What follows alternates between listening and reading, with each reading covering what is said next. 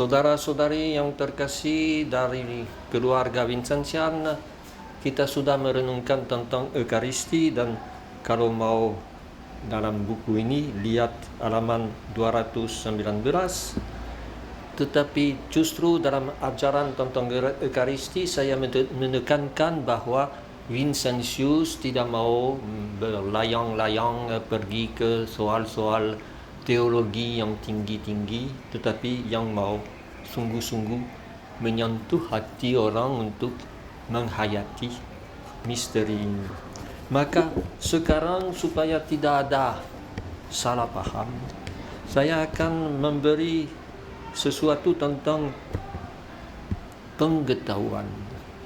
Apakah Vincentius seorang yang menghargai belajar atau tidak? Memang Vincentius pada zaman sesudah Konsili Trent harus banyak menghadapi kelompok-kelompok di Paris yang sangat luar biasa. Ada orang yang berkumpul di tempat Nyonya Akari yang nanti akan menjadi sister pertama dari Carmel di Prancis. Ada yang berkumpul di tempat Bérulle yang begitu menunjukkan imamat. Ada juga François de Sales yang sangat mendukung semua kesalehan pada semua tingkat masyarakat. Ada juga yang sudah mulai membuka seminari, misalnya di Reims di Prancis sejak 1567 ada seminari, di Rouen kota saya 1612, di Paris baru 1618 dan seterusnya.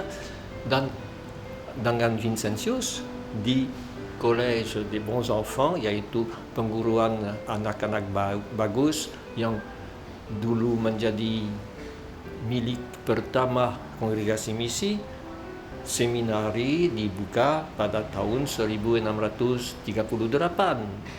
Dan sesudah itu di Paris lagi oleh Ollier yang menjadi satu murid dari Vincentius, salah satu yang ikut latihan-latihan untuk kepentabisan dan menjadi orang yang ikut dalam konferensi-konferensi hari Selasa.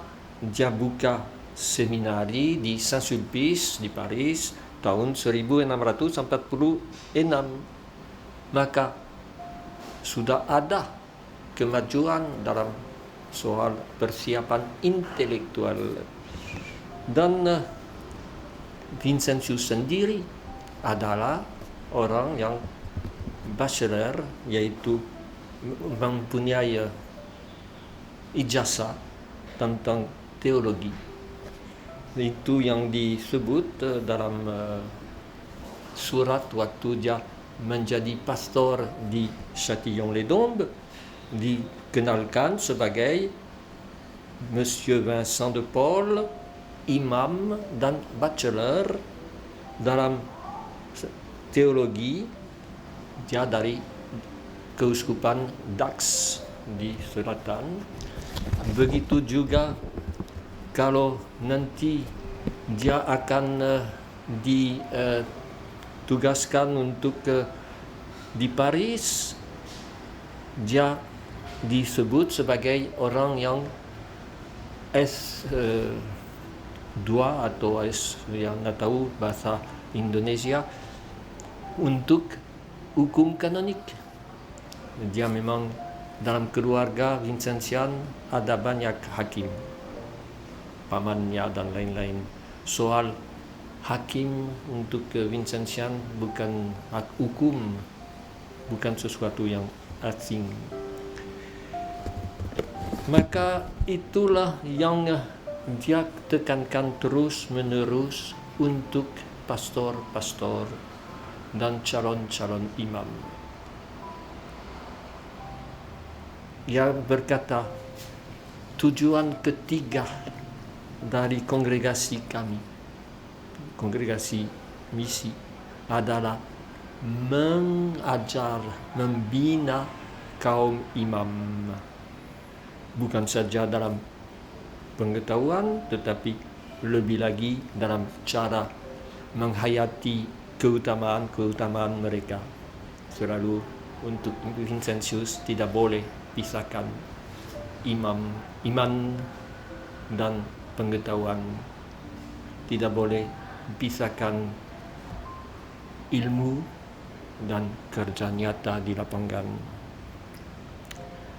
Maka katanya pada permulaan kami sebagai pastor-pastor CM, pastor-pastor Lazaris pertama, tidak pikirkan untuk memberi ajaran kepada imam-imam atau kepada calon imam, tetapi lama-kelamaan memang menjadi nyata bahwa perlu.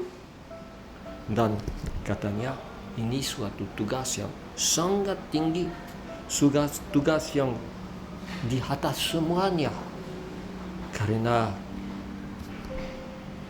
gereja bisa berkembang kalau imam-imam mempunyai kualitasnya, kualitas intelektual, kualitas keutamaan atau moral, kualitas spiritualitas. Dan dia seringkali mendukung konfrater-konfrater yang diutus untuk kerja di seminari dengan berkata, misalnya kepada Jean Martin pada bulan Desember 1646, dia berkata, memang saudara akan bersendirian dalam tugas baru itu, tetapi jangan khawatir, kamu akan bisa memberi kepada Allah yang paling bagus. Maka katanya, hatiku tersentuh lihat kesediaanmu untuk kerja itu. Dan dia juga berkata kepada seorang konfrater lain, Louis Rivet, pada tahun 1655, kamu ditugaskan untuk seminari, oke, tetapi jangan lupa boleh juga terjun untuk misi lapangan, bukan hanya menjadi dosen di seminari, tetapi terjun ke lapangan. Maka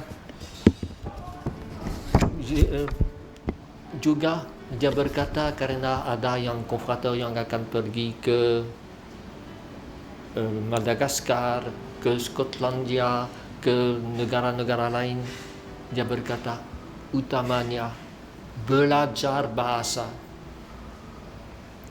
Saya ingat bahwa ini yang justru seringkali kurang dalam suatu laporan tentang misi-misi di China oleh seorang konfrater.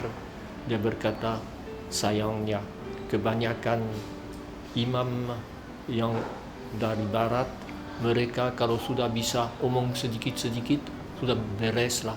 Mereka tidak mau sungguh-sungguh belajar bahasa dengan semua sastra dan semua latar kebudayaan. Justru Vincentius sudah berkata itu dalam suatu konferensi tahun 1658. Dia berkata, cobalah kita seperti rasul-rasul yang menerima suatu pandaian untuk bicara dalam semua bahasa suatu Pentakosta. Cobalah kita minta kepada Allah bahwa Dia memberi kepada kita keinginan untuk belajar bahasa. Katanya justru ini keutamaan dari pastor-pastor Jesuit yang selalu kalau dikirim kemana saja, Franciscus Xaverius dan lain-lain, mereka mulai dengan belajar bahasa. Dia juga menerima sebagai putri kasih pertama gadis-gadis desa. Gadis-gadis yang pada umumnya buta huruf.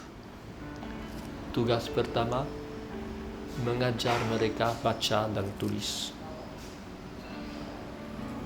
Ya, dalam konferensinya tahun 1645, dia berkata, peraturan dari putri kasih memerintahkan kita untuk belajar membaca dan menulis pada jamnya yang disediakan untuk itu. Belajar untuk bukan menjadi orang pintar, karena ini hanya akan menjadi kita sombong, tetapi untuk bisa melayani Allah secara lebih mendalam. Dan dalam itu dia berkata bahwa putri kasih, kalau mereka pulang dari kerja di rumah orang miskin, mereka bukan datang untuk istirahat, tetapi untuk belajar membaca dan menulis. Dan untuk itu mereka justru perlu, karena sudah diterbitkan katekismus sesuatu yang sangat baru, dan Sister Putri Kasih minta bisa dapat buku-buku itu supaya lebih dalam pengetahuan mereka tentang agama. Dia berkata bahwa pun Konfrater Romo Pertai sudah cari sini sana, kumpulkan dan membuat satu buku kecil untuk itu, dengan bagaimana katekismus bisa disampaikan secara sederhana tetapi secara sungguh ilmiah kepada orang miskin, bukan asal-asalan ajaran begitu saja. Tentunya dia juga berkata harus pintar dalam agama kita, karena kita menghadapi orang-orang bidah, orang-orang yang justru keluar dari agama Katolik dan masuk mengikuti Luther, mengikuti Calvin. Kalau kita tidak bisa jawab, bagaimana? Tetapi toh dia berkata bukan untuk membuat perselisihan, perkelahian dengan semua hal ilmiah, ini percuma katanya. Tetapi untuk toh bisa mengerti apa yang mereka katakan, bisa tahu apa yang gereja mengajarkan, dan bisa menghidangkan dengan lemah lembut, dengan penuh harga kepada orang-orang itu dan kepada orang lain yang barangkali akan tergoda mengikuti orang bidah itu, orang yang Protestan, entah Calvinis atau Lutheran. Perlu ilmu. Dan dalam hal ini dia percaya bahwa tidak boleh sembarangan. Tidak ada seorang pun yang bisa memberi yang belum dia punya. Kalau kita justru dikirim untuk membina orang, dan terutama orang miskin, orang yang paling rendah pengetahuannya, kita harus punya ilmu yang besar. Karena kalau tidak, kita akan memberi kepada mereka hal-hal yang tidak bermutu. Dalam hal ini juga selalu hal yang sama. Boleh membagikan kepada orang yang paling perlu. Dia berkata kepada Putri Kasih juga bahwa mereka ditugaskan bukan hanya untuk membawa roti, membawa air anggur, membawa makanan, tetapi untuk membawa iman. untuk mengajar kepada orang miskin. Inti dari agama kita. Dia sendiri, seperti yang saya katakan, mengadakan persiapan teologi yang mutu besar di Prancis, di Toulouse, juga di Spanyol, di Saragossa. Dan justru di Spanyol ada suatu ajaran dari orang Yesuit tentang rahmat, yang masalah besar dari orang Jansenis. Orang Jansenis selalu pikir bahwa rahmat itu tidak boleh dari kita sendiri, tetapi harus terima dari Allah. Maka hanya orang-orang yang sudah dipilih oleh Allah yang dapat rahmat itu. Orang Yesuit berkata, memang semua datang dari Allah, tetapi untuk semua orang. Vincentius dalam cara pikiran dari orang Jesuit yang disebut Molinisme sangat mengutamakan kemerdekaan, bukan sudah terputuskan oleh Allah tanpa bagian dari kita. Dan dengan demikian dia juga sangat sering membaca dan mengutip orang-orang yang paling terkenal dari zaman pertama gereja, pujangga-pujangga gereja. Dia dalam hal ini menghafal juga semua buku dari Santo Thomas Aquino, Summa Theologia. Dan dengan demikian tidak bisa kita pikirkan bahwa Vincentius seperti yang dia katakan, saya murid dari kelas 4 SMP, ya itu omong kosong. Memang dia pernah lewat kelas 4 SMP, tetapi sesudah itu pergi sampai ke universitas, dan universitas yang bermutu. Hubungan dia dengan Beryl juga membukanya untuk tahu banyak tentang teologi rohani. Dan kalau pernah ada misionaris yang berkata, ya harus katekis yang sangat sederhana, dia berkata, jangan pakai yang resmi, katekismus dari Konsili Trent, katekismus dari Bellarmine, tidak akan terlalu sulit. Orang sederhana bisa mengerti juga. Ini juga, jangan anggap bahwa orang kecil bodoh, tidak bisa mengerti apapun.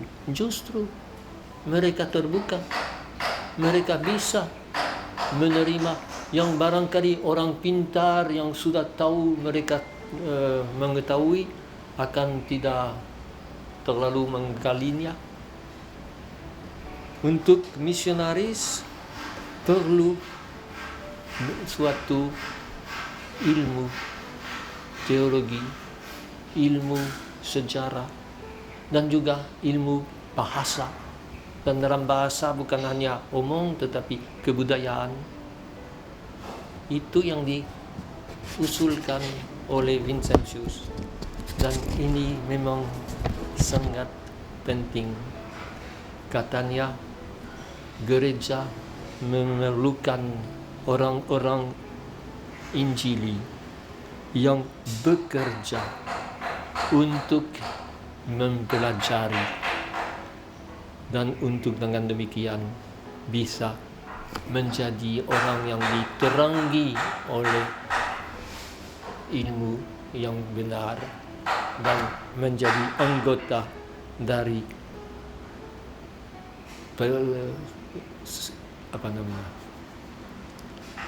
istri, bukan istri tetapi permaisuri Yesus, yaitu anggota dari gereja. Saya pikir bahwa ini juga perlu kita gali. untuk bukan hanya puas dengan pengetahuan dasar, tetapi selalu mau lebih mengetahui untuk bisa memberi lebih dari orang-orang dan terutama dari orang kecil. Kita barangkali pikir apa mereka perlu dengan teologi, dan memang tidak perlu dengan teologi dalam arti ilmu untuk universitas, tetapi mereka perlu untuk lebih dekat dengan Yesus, lebih dekat dengan Bapaknya. Dan ini tugas Vincentian, tugas utama. Mari kita renungkan itu juga, dan justru menghilangkan kesan bahwa ini untuk kongregasi tertentu, Yesuit atau Dominikan atau yang untuk kita Vincentian juga perlu ilmu yang nanti diterapkan untuk sesuatu yang konkret, yang praktis, ya, bukan untuk buat konferensi dan dipuji karena hebat, tetapi untuk lebih dekat dengan orang miskin. Semoga Tuhan memberi semangat itu.